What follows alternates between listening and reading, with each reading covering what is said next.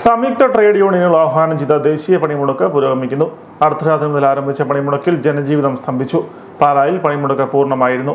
KSRTC സ്വകാര്യ ബസ്സുകൾ service നടത്തിയില്ല. KSRTC സർവീസുകൾ നടത്തുമെന്ന് അറിയിച്ചിരുന്നെങ്കിലും യാത്രക്കാരുടെ കുറവ് മൂലം സർവീസുകൾ റദ്ദാക്കുകയായിരുന്നു. സിവിൽ സ്റ്റേഷനിൽ വളരെ കുറച്ച് ജീവനക്കാർ മാത്രമാണ് എത്തിയത്. പണിമുടക്കുന്നവർക്ക് ഡേസ് നോൺ ബാധകമാക്കിയിരുന്നിട്ടും ജീവനക്കാർ കുറഞ്ഞു. ട്രഷറി ഓഫീസും രജിസ്ട്രാർ ഓഫീസും അടഞ്ഞുകിടന്നു. വ്യാപാര സ്ഥാപനങ്ങളും അടഞ്ഞുകിടന്നു. ഹോട്ടലുകൾ അടഞ്ഞുകിടന്നത് നഗരത്തിലെത്തിയവരെ വിഷമിപ്പിച്ചു. സ്വകാര്യ വാഹനങ്ങൾ മാത്രമാണ് നിരത്തിലിറങ്ങിയത്.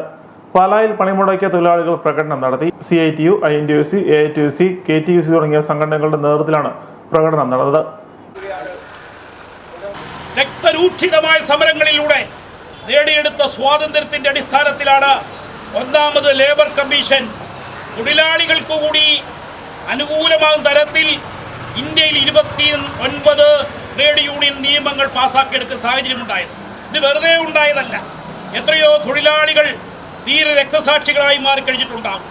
ഇന്ത്യൻ സ്വാതന്ത്ര്യ സമരത്തിൽ പണിയെടുക്കുന്നവന്റെ എല്ലാ തരത്തിലുള്ള പങ്കാളിത്തം ഉറപ്പുവരുത്തിക്കൊണ്ടാണ് ഇന്ത്യയുടെ പ്രഥമ ഭരണാധികാരികളെല്ലാം തന്നെ ആ ജഡ്ജസിന്റെ തീരുമാനപ്രകാരം ലേബർ കമ്മീഷനിൽ അത്തരമൊരു തീരുമാനമെടുത്തുകൊണ്ട് അതൊരു പൊതു മിനിമം വേതനം തന്നെ ചുമതലപ്പെടുത്തിക്കൊണ്ട് അവർക്ക് കിട്ടേണ്ട മൗലികമായ അവകാശങ്ങളിൽ കുറെയെങ്കിലും ലഭിക്കത്തക്ക നിലയിൽ പുതിയൊരു ലേബർ ആക്ട് ഇന്ത്യയിൽ കൊണ്ടുവന്നത് എന്ന യാഥാർത്ഥ്യമാണ്.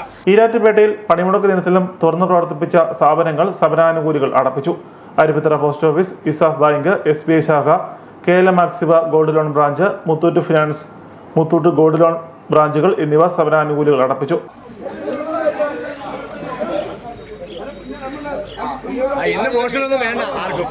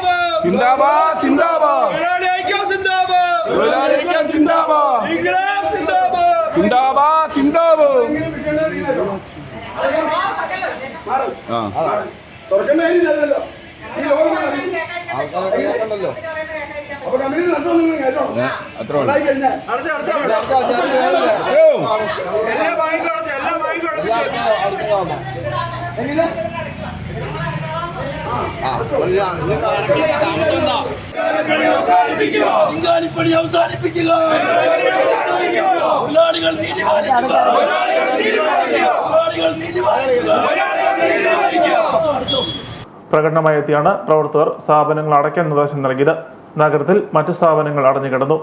KSRTC സ്വകാര്യ ബസ് സർവീസുകൾ പൂർണ്ണമായി നിർത്തിവെച്ചു. സ്വകാര്യ വാഹനങ്ങൾ മാത്രമാണ് നിരത്തിലിറങ്ങിയത്.